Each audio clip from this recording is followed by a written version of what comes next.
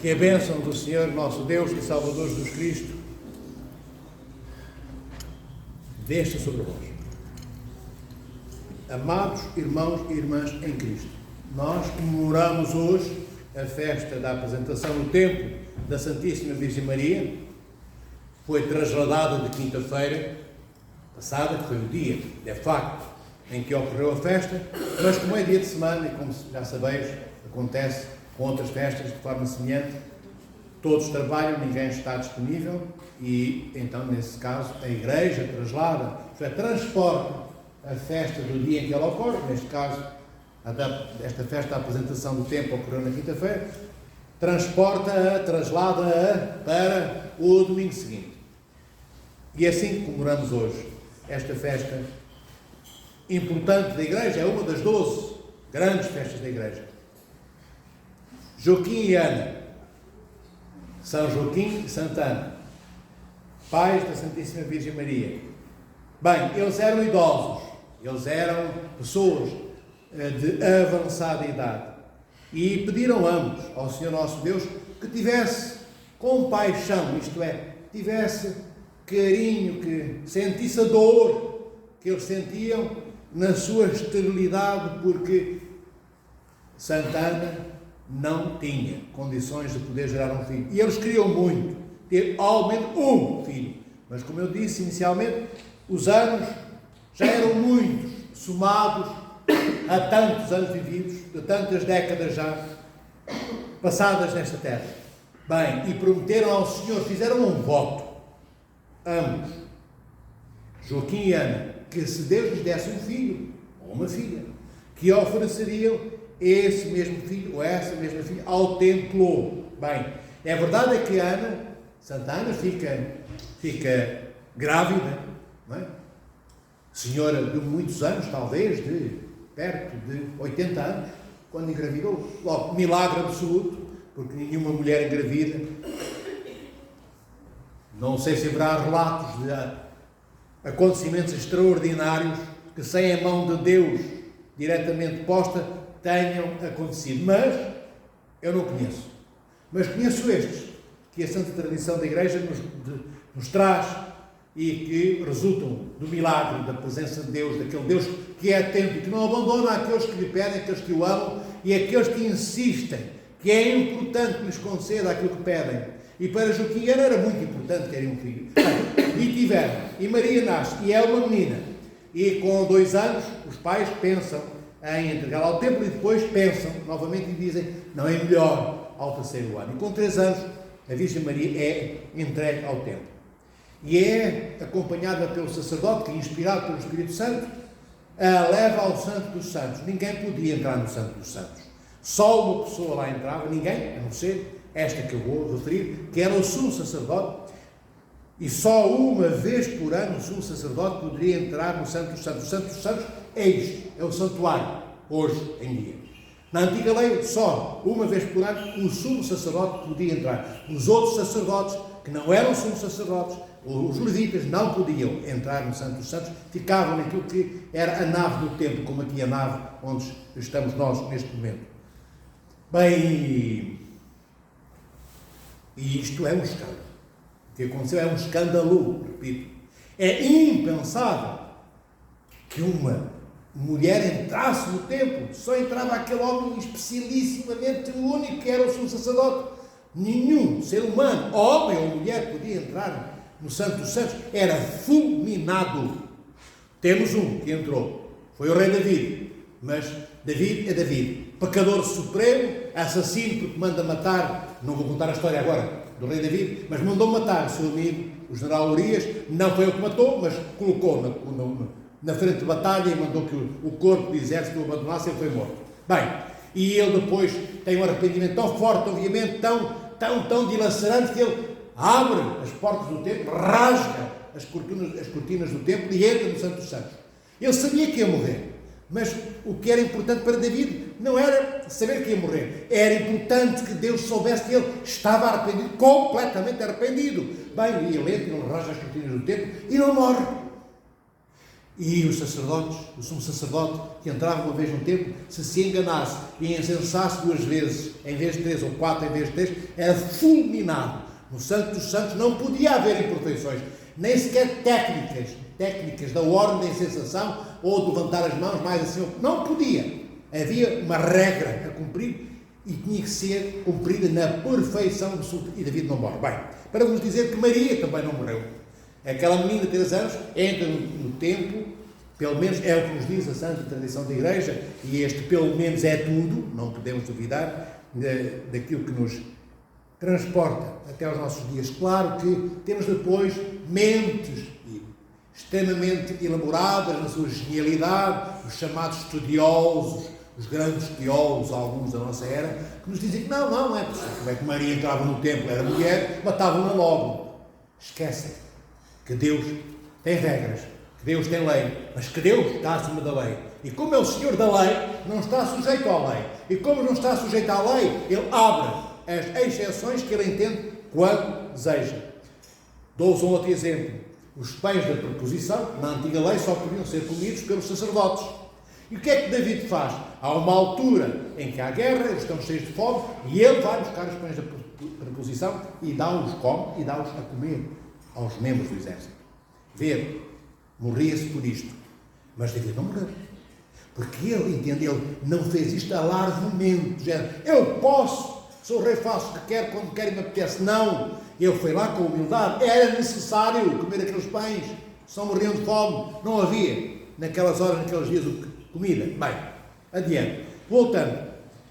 Maria, ela entra no Santo dos Santos, no templo, no lugar mais sagrado. O Santo dos Santos era onde estava a Arca da Aliança. Era onde Deus se tornava presente diante do povo de Israel, tanto quanto o povo de Israel podia receber a presença de Deus. E é ali que Deus fala do símbolo do propiciatório. O que é o propiciatório? É a tampa da Arca da Aliança, chama-se propiciatório. Decora estas coisas, porque quando ouvires falar propiciatório, em vez de ficares a pensar, bem, não estou a entender nada, o que é isto, propiciatório? Assim nós sabemos, é a tampa da aliança, mas chama-se propiciatório. E era ali, no meio daqueles 2 querubins, não é? Tridimensionais. Um dia falámos dessa tridimensionalidade que aparentemente não podia existir no Antigo Testamento, mas está lá presente. Não vou falar disso agora, falaremos mais tarde, pessoalmente até, quem sabe, e não numa homilia na igreja. E Deus estava presente ali, de facto, no Santo dos Santos. E Maria, ao entrar no Santo dos Santos, ela revela-se. E revela. Ela revela-se quem? Ela revela-se da parte de Deus, o que Deus desejou que ela fosse, e ela revela também o verdadeiro templo, porque ela é o antitipo do tipo que é o templo. Estas coisas, tipo e antitipo, são palavras que se usam muito na interpretação escriturística. Por exemplo, Adão é o tipo do antitipo, que é o novo Adão, que é Cristo. Eu digo-vos estas coisas desnecessariamente, porque Deus ia não dizer, mas também não sabias que existe. É importante conhecermos algumas palavrinhas, não todas. Senão, outra vez, se alguém falar disto tipo e antitipo, ninguém sabe o que é que estamos a falar. É ou não é, filhos? Então, aquele tempo do Antigo Testamento tinha nele a tipologia do que seria o verdadeiro templo um dia, chegados os dias. O tipo é o molde. O molde é o quê? O que é um molde? O molde é aquela peça da qual depois sai o tipo da peça que está realmente ali naquele molde acondicionado. Bem, é esse tipo que nós chamamos de um tipo, é o antitipo. Ou seja, o molde é a peça oca, que depois vai ser preenchida pela peça que já não é oca, ela é inteira, ela tem dimensão, ela tem peso, ela tem medida. Sabeis o que é um molde? Olha, um molde que faz uma ficha elétrica, por exemplo. Um molde que faz uma telha. Tudo isso são moldes, tudo isso são tipos. O que é o antitipo? É a telha. O que é o antitipo? É a ficha elétrica. Bem, então Maria é o antitipo do tipo e da tipologia que o templo era. Aquele templo do Antigo Testamento, ainda que fosse o espaço onde a presença de Deus realmente estava, onde Deus aparecia e falava ao seu povo, na medida do que Deus podia, na medida do que o povo podia receber. De repente Maria entra no templo Porquê? E sendo mulher, porquê é que não é fulminada? Porque ela é um verdadeiro templo. Não é aquele templo onde ela entra, que é o templo na plenitude do que o templo deveria de ser. Ela é a realização do que aquele templo antigo da nova aliança, na sua tipologia, anuncia como pré-figuração, como imagem antecipada do templo que havia de chegar, que era Maria. Ela já não é apenas o templo onde Deus se torna presente e o povo de Israel usufrui dessa presença de Deus na medida do que o povo pode receber. Maria, depois, enquanto Mãe de Deus, enquanto Mãe do Verbo de Deus, da segunda pessoa da Santíssima Trindade, do Verbo que encarna pela ação do Espírito Santo e não pela mão de homem no seu ventre, Maria não é aquela que recebe apenas o que pode receber, ela recebe o Deus total na plenitude. É aquela segunda pessoa da Santíssima Trindade, Deus pleno, co-eterno ao Pai e ao Espírito Santo, torna-se pela ação do Espírito Santo presente dentro do ventre de Maria. E aquele ventre de Maria, toda a Maria, Mãe de Deus, a Santíssima Virgem Maria, ela é toda ela feita templo, tabernáculo, arca da aliança, que transporta não o maná, aquele que 1200 anos antes de Cristo tocou aquelas terras do deserto, quando saíram do Egito, estavam com fome, o povo, digo. Não, ela é aquela que transporta no seu ventre o maná que de facto vem do céu, que desceu do céu à terra. Mas este maná é o próprio Deus, que se dá em comida para ser comida por nós, para que tenhamos vida eterna nele como ele tem, para sermos imortais como Deus encarnado, o Verbo, Cristo, saído de Maria, é imortal. Maná, esta palavra maná, filhos, é uma pergunta. Se calhar não sabias. Maná é uma pergunta. A palavra maná significa: o que é isto? O que é isto? Foi a pergunta que fizeram os membros do povo de Israel quando viram aquilo cair, aqueles floquinhos que pareciam de neve, mas não eram, caídos, enfim, do céu. Pelo menos eram transportados pelo vento. E eles perguntam uns aos outros: o que é isto? Bem, 1200 anos depois, Cristo responde, Nosso Senhor Jesus Cristo, saído de Maria, ele, saído do templo que o transporta, ele responde a essa pergunta: o que é isto? Quando diz: eu sou o pão que desceu dos céus, aquele que comer deste pão viverá eternamente, terá a vida eterna. Esta é a resposta a esta pergunta do que significa maná. Bem, não bastava apenas, queridos irmãos e irmãs, que alguém fosse invencível. Não bastava apenas que alguém não tivesse pecado. Não bastava apenas que alguém tivesse vida em si próprio. Era preciso que alguém, além de ter vida em si próprio, tivesse a capacidade de reerguer, de restaurar a vida perdida no antigo Adão e tivesse a capacidade de perdoar os pecados. Era necessário que este novo Adão fosse, ao contrário do antigo, possuidor destas capacidades que eu acabei de vos mencionar. E mais do que isto, era necessário que ele transportasse a vida, a verdade, o amor, a justiça, o perdão e a capacidade de perdoar os pecados e de revivificar, de dar vida aos mortos. E só tem esta capacidade quem? Deus. Só Deus é sem pecado, só Deus é criador de vida, só Deus tem a capacidade de perdoar os pecados. Então, este é o novo Adão. Este é o último Adão, como diz São Paulo. São Paulo é essa trombeta do Espírito Santo que diz, não é, que o primeiro Adão, aquele homem, não é, é uma alma vivente. Mas o último Adão, diz São Paulo, é espírito vivificante. Este último Adão é Cristo. É aquele que aterra, perdoai-me o termo, no ventre de Maria, pela ação do Espírito Santo, sai do ventre de Maria para assumir a nossa natureza humana, mas assumir como? Porque é que é necessária uma mulher como Maria? Porque é que é necessário um ventre como o de Maria? Porque é que é necessário ser como Maria é? Porque é verdade que quando o Verbo desce dos céus e toca o ventre de Maria pela ação do Espírito Santo para nascer e se revelar a nós nesta vida como Cristo, é necessário que Ele, apesar dessa kenosis, desse esvaziamento, desse retraimento da sua majestade e glória divinas, apesar de ter abandonado parte daquilo que Ele tinha como majestade e glória ou totalidade, para se restringir e assumir a miséria do que somos, ainda assim, Deus que encarna. Então tem que ter um casulo, um invólucro, um ventre puro. E Maria é sem pecado. Maria é toda pura. Não nasceu sem pecado. Nasce herdeira das consequências do pecado original. Repito, o que é que isto quer dizer? Aprendei. Eu creio que já sabeis.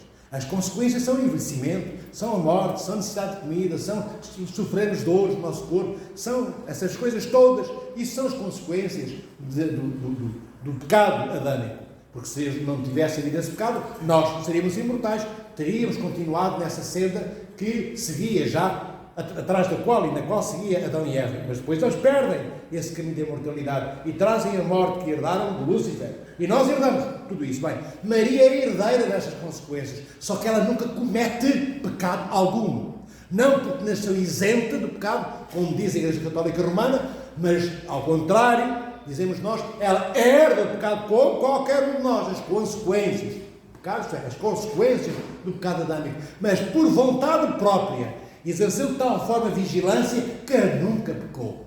O que Maria conseguiu é aquilo que nós somos chamados a fazer. Só que nós não conseguimos. Não é, filho? Nós vamos pecar a vida toda, infelizmente.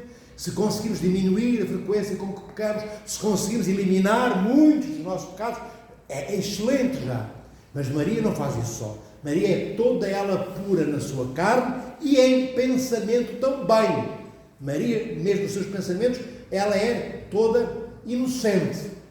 Ela não tem pecado. Ela não pensa coisas sequer que não deve. Então é este tempo no qual o Verbo de Deus assume a natureza criada que Maria é. Ela é isto. Ela é este tempo imaculado. Ela é, como estava a dizer há pouco, como sempre dizer, a própria Arca da Aliança. Porque o que é que estava dentro da Arca da Aliança? 3 coisas. Estava lá o maná, estavam as tábuas da lei, com os 10 mandamentos, e estava o bastão de Moisés.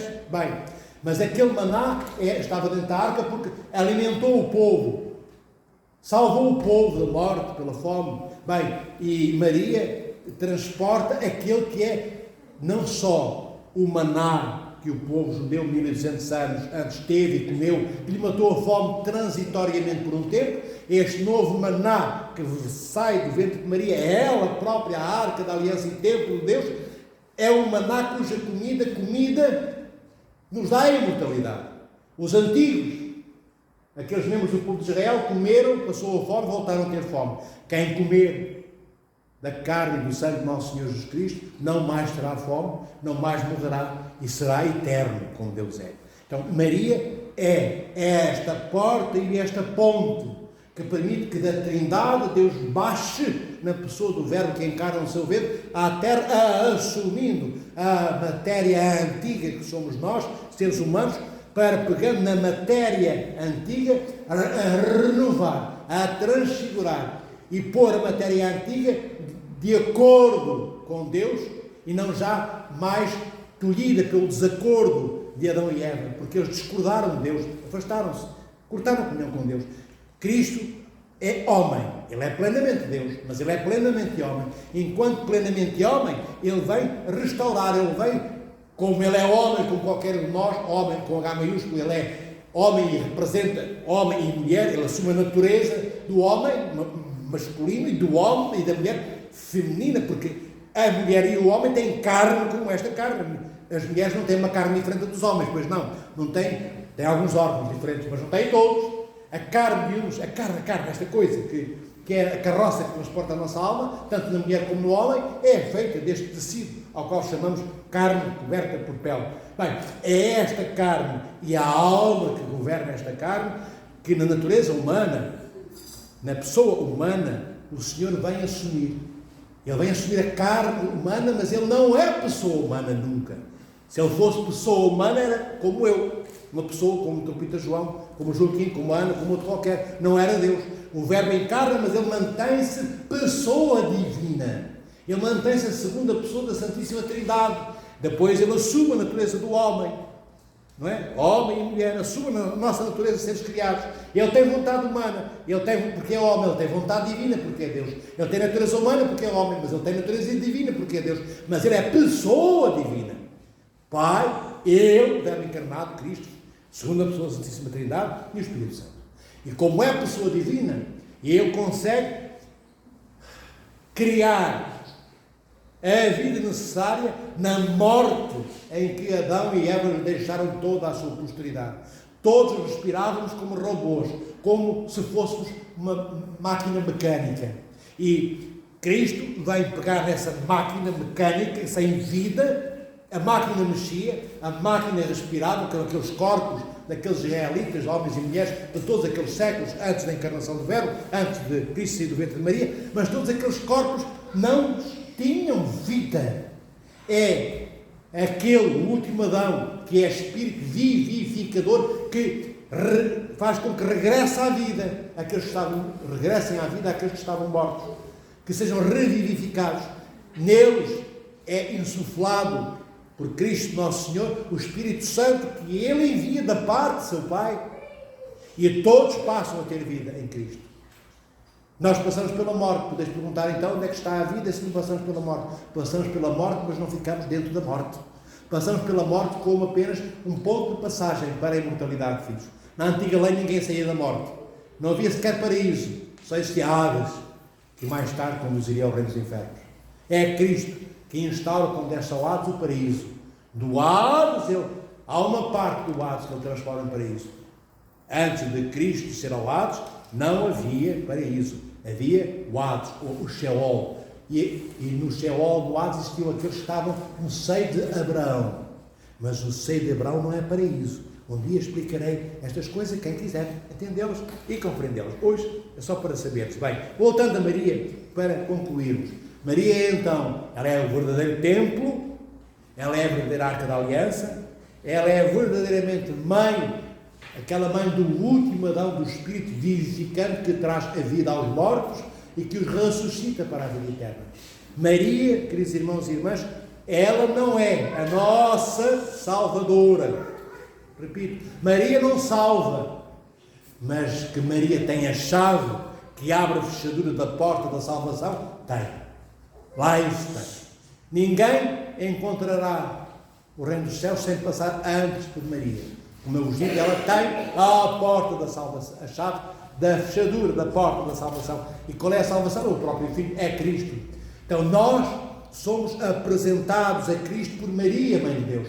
Ela é aquela que é medianeira, que intermedia toda a nossa relação, que leva a Cristo, nosso Senhor, seu Filho, todos os nossos pecados, todas as nossas faltas, e transfigura e transforma pelo amor de mãe que ela é, que ela tem, em função de nós, como tem em função do seu Filho, e leva os nossos pecados no seu regaço, transformados em virtudes, porque são pecados dos seus filhos e filhas, que somos nós, apresentados pela Mãe de Deus a Cristo nosso Senhor. E então o Senhor vai fazer o quê? Cristo vai fazer o quê? Vai fazer diante da Mãe de Deus, quando ela lhe pede: filho, tem piedade, tem compaixão, perdoa a todos estes pequeninos e pequeninas deste mundo. Eles não sabem, como tu disseste na cruz, o que andam a fazer. E diante disso, o que é que Cristo faz? O que fez nas bodas de Caná, quando a Mãe de Deus lhe diz para mudar aquela água em vinho. O Senhor, conhecem a história, não queria fazer isso, e acaba fazendo. E acabam os convivas presentes naquela festa terem acesso ao melhor vinho da noite, coisa rara, porque quando estava tudo embriagado, dava-se a sorrapa, o vinho cheio de borras, era assim. E Cristo não, dá o melhor vinho. Bem, isto para vos dizer, diante da Mãe de Deus, os anjos dobram o joelho. Nos hinos litúrgicos, litúrgicos, é dito que Maria está acima dos querubins e dos serafins. Ela é a única, enquanto ser humano, que já está no reino dos céus. Nós, amados irmãos e irmãs, ainda iremos morrer. E depois iremos ressuscitar, ou para os infernos, ou para o reino dos céus, para a nova Jerusalém celeste. Esperemos que seja para lá onde está Maria. Mas a sua querida e santa e virgem mãe, o Verbo de Deus, Cristo, Verbo encarnado, ressuscita. Vem buscar a sua mãe no terceiro dia em que ela está no túmulo, segundo a tradição da igreja, e leva-a já para não morrer mais. Lázaro foi ressuscitado, viveu uns 30 anos e morreu outra vez. Bem, ainda vai ter que ser ressuscitado pela segunda vez. Nós também. Maria não. Maria já é aquilo que nós somos chamados a ser. Então, comecei por dizer há pouco no fim, que Maria não é a nossa Salvadora. Ela não é de facto. Quem salva é o seu Filho. O único Salvador é Cristo. O único medianeiro entre Deus, Pai, Filho e Espírito Santo e o homem é Cristo. Mas entre Cristo e a humanidade, a medianeira é Maria. Não esqueçais. Não esqueçais. Entre Deus triúnico, o Deus triúnico, e todos nós, o único medianeiro entre a Trindade e nós, entre o Pai, o Filho e o Espírito Santo e nós, é Cristo. Mas entre Cristo e nós é Maria, sua mãe. Porquê? Porque ela é mãe de Cristo, o Verbo encarnado. Porque ninguém conhece melhor Cristo do que sua mãe. E porque Cristo só pode ser um admirável, genial e excepcional Filho. Em Cristo nunca houve desacordo entre filho e mãe, nem entre mãe e filho. E nunca haverá. Então, esta é a dimensão da Santíssima Mãe de Deus. Esta é a dimensão da Virgem Maria. É por isso que Maria é a imagem de toda a Igreja e o ícone de toda a humanidade. O ícone de toda a humanidade não é um homem, é uma mulher. Ela conglomera tudo aquilo que são a expectância, ou seja, aquilo que nós esperamos que, por graça de Deus, possamos tornar-nos, porque ainda não o somos. E possamos vir a ser aquilo que não alcançamos. Maria é isso tudo. Maria é o ponto de chegada onde nós ainda não chegamos. Ela é o estuário no qual rebentam todas as águas de todos os rios e riachos do mundo. Nós somos às vezes apenas o que é terra seca. Às vezes nem sequer pronta para um pequeno orvalho noturno. Às vezes nem sequer pronta para uma gota de água, de uma chuva que Deus envie por lá. Às vezes só deserto, que não quer ser arado, entendem? Somos apenas terra infértil, que não quer ser fertilizada pela ação do Espírito Santo. Maria é aquela que foi fertilizada pela ação de Deus, pelo próprio Espírito Santo. Ela tornou-se terreno fértil, que a primeira Eva de Adão rejeitou. Ela é aquela que não sofre dor no parto. Ela teve o Verbo de Deus, Cristo, que sai do seu ventre, permanecendo toda virgem.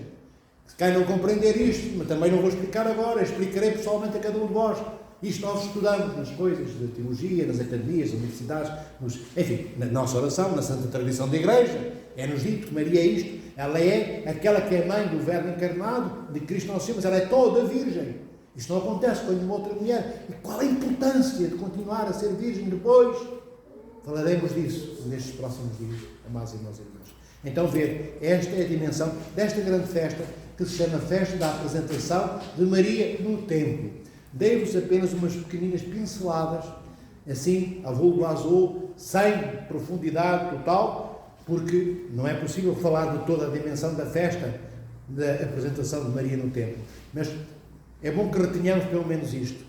Ela é o templo verdadeiro, ela é a verdadeira arca da aliança, que transporta a verdadeira comida da parte da Trindade para que a comamos e sejamos em tudo deuses, sem sermos Deus por natureza, mas deuses na plenitude de tudo que este Deus, que sendo transcendente, se comunica, vem até nós, porque o Verbo encarna, vem até nós, porque o Espírito Santo nos acompanha, vem até nós, porque Deus nos deixou a Igreja, ao interior da Igreja, os sacramentos, que são a forma de Ele se darem alimento continuado para que não morramos nunca de fome, como aconteceu com os israelitas, comeram aquela vez, voltaram a ter fome. Depois nós temos este corpo e sangue do nosso Senhor Jesus Cristo para comermos enquanto vivermos, para que um dia não precisemos mais deste alimento terreno e nos basta apenas o alimento celeste, o alimento que é o próprio Cristo, aquele Deus que será tudo em todos nós um dia.